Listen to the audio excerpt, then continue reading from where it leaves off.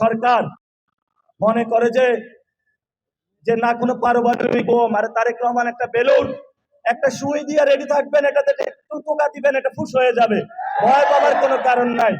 আমরা সরকারকে আহ্বান জানাবো, স্যার ভয় পাইতে পাইতে লন্ডন চলে গিয়েছিলেন, ওইখানে একটা চুক্তি করলেন বিএনপি এবং সরকারি প্যাডে যে বাংলাদেশে ইলেকশন হবে। ওই আমরা তো এই শব্দটি শুনলাম না যে সুষ্ঠু একটা ইলেকশন প্রয়োজন। আমরা গণতন্ত্রকে রক্ষা করতে চাই। এখন আপনি বললেন যে একটা রোগীকে চিকিৎসা করা হবে, সেই সুষ্ঠু চিকিৎসা আছে কিনা, অ্যাফোর্ডেবিলিটি আছে কিনা, সেটা তো আমাদেরকে লক্ষ্য রাখতে হবে। তো যেই নির্বাচনের জন্য তারেক রহমানকে নিয়ে আসার জন্য এত আয়োজন, বিএনপিকে নিয়ে আসার জন্য এত আয়োজন, সেটা তো আসলে কোনো গণতান্ত্রিক কোনো ইলেকশন হলো না। এটা ইলেকশনের নামে তারেক রহমানকে নিয়ে আসার জন্য নির্বাচন কমিশন কর্তৃক একটি সিলেকশনের মধ্যে সরকার যাচ্ছে। এবং আপনারা জানেন ইলেকশন কমিশন দ্বৈত নাগরিক এবং যারা ঋণ খেলাপি তাদের নমিনেশন বাতিল করার কথা, কিন্তু ছাত্রদল এই সন্ত্রাসী সংগঠন, যুবদল সন্ত্রাসী সংগঠন, তারা ইলেকশন কমিশনের সামনে গেল, গিয়ে একটি মব করলো।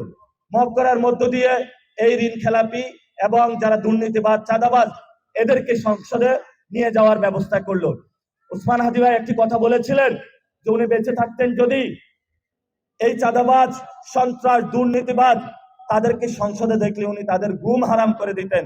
কিন্তু ওসমান হাদি ভাইয়ের অনেক সহযোদ্ধা পৃথিবীতে এখনো বেঁচে আছে, যারা চাঁদাবাজ সন্ত্রাস দুর্নীতিবাজ।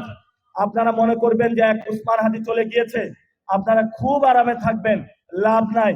হাজার হাজার লাখ লাখ বাংলাদেশে ওসমান হাদি তৈরি হয়েছে, যারা আপনাদের শুধু ঘুম নয়, আপনারা যদি জেগে থাকেন আপনাদের জাগনাও তারা হারাম করে দিবে ইনশাআল্লাহ।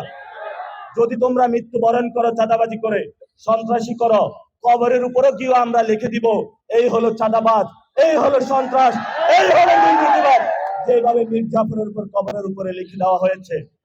শেষ কথা, নির্বাচন কমিশন তারা ইলেকশনে গোল দেওয়ার চেষ্টা করতেছে, সিলেকশনের নামে তারেক রহমানকে আনার চেষ্টা করতেছে।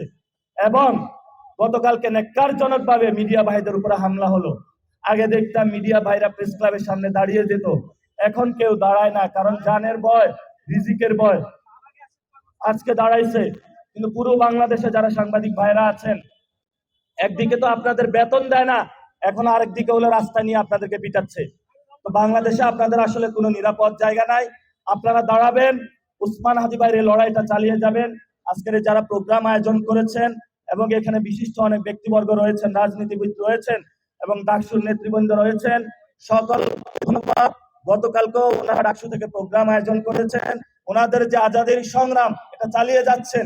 আমাদের কর্তব্য হলো ভাইদের সাথে থেকে আজাদির সংগ্রাম চালিয়ে যাওয়া, এবং রাজপথে যদি কোনো ভাই আক্রান্ত হয় আমরা ইনশাআল্লাহ বুকে আগলে রেখে তাদেরকে রক্ষা করব। ইনকিলাব মঞ্চের ভাইরা আপনাদের ভয় নাই, পুরো বাংলাদেশ আপনাদের আসে। আপনারা রিয়েল তো রয়্যাল বেঙ্গল টাইগার, ওই আর যারা গতকালকে আপনাদের মারতে আসে ওগুলো হলো কাগুজে বাঘদেরকে আমরা ভয় পাই না ইনশাআল্লাহ।